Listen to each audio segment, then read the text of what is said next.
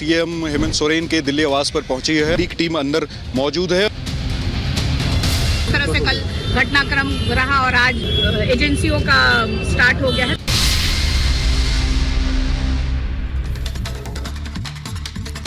तो आज बड़ा एक्शन ईडी का जारी है। अलग अलग जगह पर दिल्ली से बड़ी खबर मिल रही है, जहां पर सोरेन के ठिकाने पर ईडी के बड़े अफसर पहुंचे, ज्वाइंट डायरेक्टर रैंक के अधिकारी पहुंच गए और वहां लगातार जांच की जा रही है। सोरेन का बयान दर्ज करने की कोशिश भी है, लेकिन बड़ी बात क्या है, दिल्ली में अब तक ईडी को सोरेन मिले ही नहीं है। 31 जनवरी को जांच में शामिल होने का वक्त मांगा है और सोरेन के दफ्तर ने चिट्ठी लिखकर यह वक्त मांगा है। अब बड़ी और अहम बात यही है कि ज्वाइंट डायरेक्टर रैंक के अधिकारी अगर पहुंचे हुए हैं तो मामला काफी संगीन है, काफी गंभीर है और इसलिए हेमंत सोरेन के ऑफिस ने अब 31 जनवरी तक का समय मांग लिया है। अभी तक सोरेन नहीं मिले। मीनाक्षी जी बिल्कुल, तो लगातार यहाँ पर सोरेन के ठिकानों पर छापेमारी तो की जा रही है, उनसे पूछताछ भी ईडी करना चाह रही है, लेकिन वो मिले नहीं है। ईडी ऑफिस के बाहर हमारे सहयोगी जतिन मौजूद है, तो वहीं सोरेन के घर के बाहर, सीएम सोरेन के घर के बाहर हमारे सहयोगी लोमस झा मौजूद है और पटना में हमारी सहयोगी नामिका सिंह भी मौजूद हैं। सबसे पहले जतिन, आपके पास आते हुए, ईडी गई तो थी लेकिन कुछ मिला नहीं, आपके पास लौटेंगे, लेकिन सोरेन का रुख कर लेते हैं। ईडी पहुंची हुई थी सोरेन के घर पर, लेकिन वहां कुछ मिला नहीं है। अब आगे क्या करने वाली है ईडी? हालांकि 31 तारीख का टाइम मांग लिया गया है।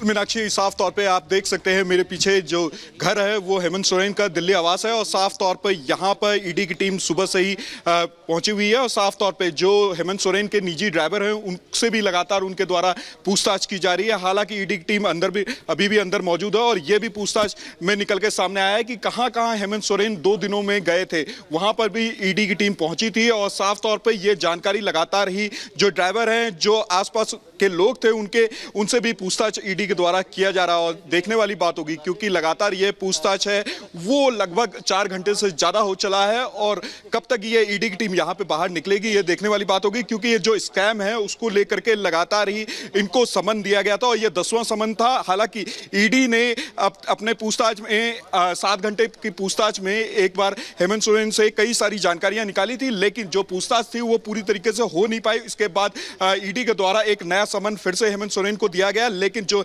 हेमंत सोरेन थे वो लगातार ही यहां से दिल्ली के आवास से वो कहीं ना कहीं मौजूद नहीं, क्योंकि जो ईडी की टीम थी वो पहुंची और यहां पर नहीं मिले उनको और साफ तौर पे उनकी लगातार उनके द्वारा तलाश की जा रही थी। अब जाकर के जानकारी निकल के सामने आई कि जो ईडी मुख्यालय से उनको एक लेटर भेजा गया है, उसमें कहा गया है कि जो 31 तारीख है उस समय वो ईडी ऑफिस में प्रस्तुत होंगे। साफ तौर पर अब देखने वाली बात होगी, 2 दिन में बताया जा रहा है कि वो अभिषेक मनु सिंघवी से भी मुलाकात हुई। ये जो चिट्ठी लिखी गई है, सोरेन के दफ्तर ने ईडी को चिट्ठी लिखी है और जतिन का हम एक बार रुख करेंगे। जतिन, बताइए आपके पास क्या अपडेट्स हैं?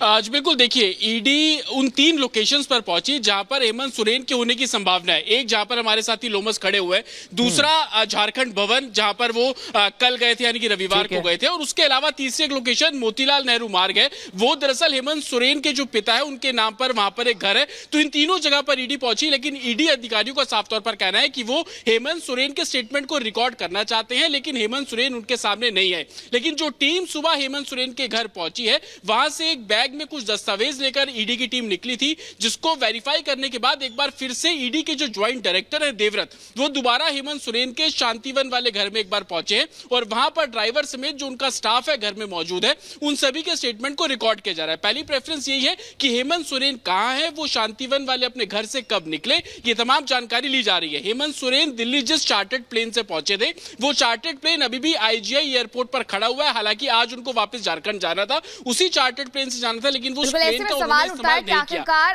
कहां अंडरग्राउंड हो गए हेमंत सोरेन। हालांकि उनके दफ्तर से पहले भी चिट्ठी लिखी गई थी, आपके पास लौटेंगे, लेकिन इसी बीच एक और बड़ी जानकारी लालू यादव से जुड़ी हुई है। लालू यादव से पिछले 5 घंटे से पूछताछ हो रही है। पटना दफ्तर में लालू यादव से पूछताछ हो रही है, जो कि लैंड फॉर जॉब घोटाले में हो रही है। उनसे सवाल जवाब भी किए जा रहे हैं। 10:30 बजे वो पहुंच चुके थे ईडी के ऑफिस, तो तब से लगातार सवाल जवाब का जो सिलसिला है वो जारी है। हालांकि उनकी बेटी मीसा भारती उनके साथ मौजूद है। उन्होंने अनुरोध किया था कि उनसे बहुत लंबे वक्त तक पूछताछ ना की जाए। अनामिका, और कितना वक्त लगेगा पूछताछ के लिए? जो यहाँ पर मीसा भारती ने अनुरोध किया था, क्या वो सुना जाएगा या पूछताछ और लंबी चलेगी?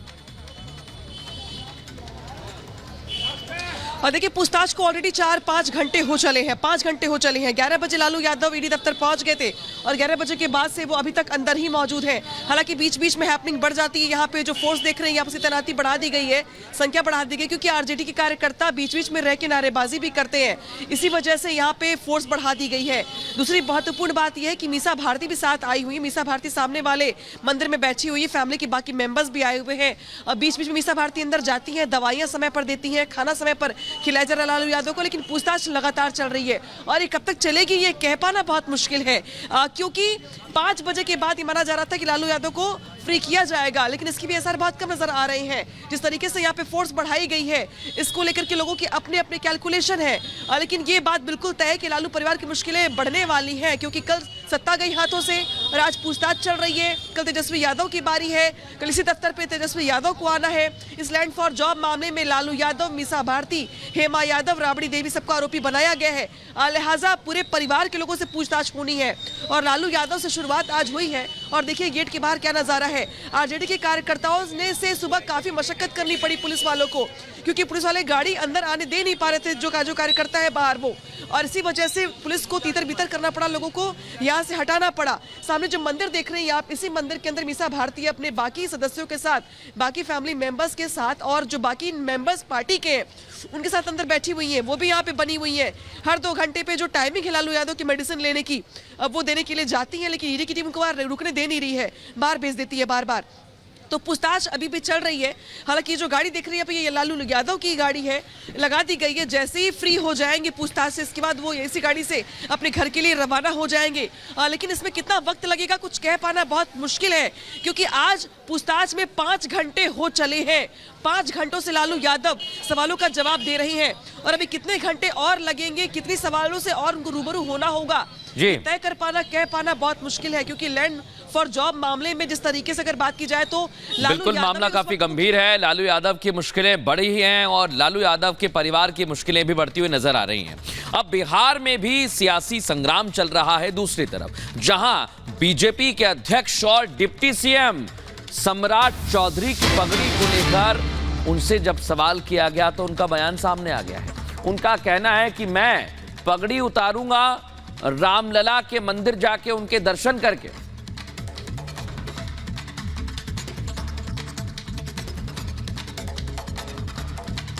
चौधरी जी, जब नीतीश कुमार छोड़कर गए थे आपको, तो आपने प्रण लिया था कि ये पगड़ी जो है आप बांधे रहिएगा, और यहाँ तक कि विधान परिषद में एक बार नीतीश जी ने आपको टोका भी कि पगड़ी क्यों बांधे हो, तो आपने बोला था उनको कि जब तक आपको हटाऊंगा नहीं तब तक ये पगड़ी नहीं खोलूंगा। देखिए, 2 चीज़ बड़ा स्पष्ट है। ये मेरे लिए उस समय भी भावुक था और आज भी मैं समझता हूँ। मेरी माँ जब हमको छोड़ कर गई थी तो मैंने पगड़ी बांधा था, या इसको आप मुरेठा, मेरे यहाँ तो मुरेठा होता है मजदूरी। तो मजदूरी के लिए, और देश के यशस्वी प्रधानमंत्री जी ने हमको विरोधी दल का नेता बिहार में बनाया, पार्टी का अध्यक्ष बनाया, और भारतीय जनता पार्टी का जो सम्मान था वो मेरे लिए स्पष्ट दिखता है कि भारतीय जनता पार्टी मेरे लिए दूसरी माँ है। मेरी माँ तो हमको छोड़ के चली गई परलोक, लेकिन दूसरी माँ के सम्मान के लिए जब प्रदेश नेतृत्व और राष्ट्रीय नेतृत्व ने नीतीश कुमार जी के प्रस्ताव को मान लिया कि हम समझौते में जाएंगे, और 2020 के जनमत में हम एनडीए का चुनाव जीत कर आए, तो स्पष्ट तौर पर हमको लगा कि जिस पार्टी ने इतना सम्मान दिया हो, माँ के तरफ प्यार किया हो, उस पार्टी के लिए जो मेरा व्यक्तिगत निर्णय था, हमने तय किया कि अयोध्या हम चलेंगे।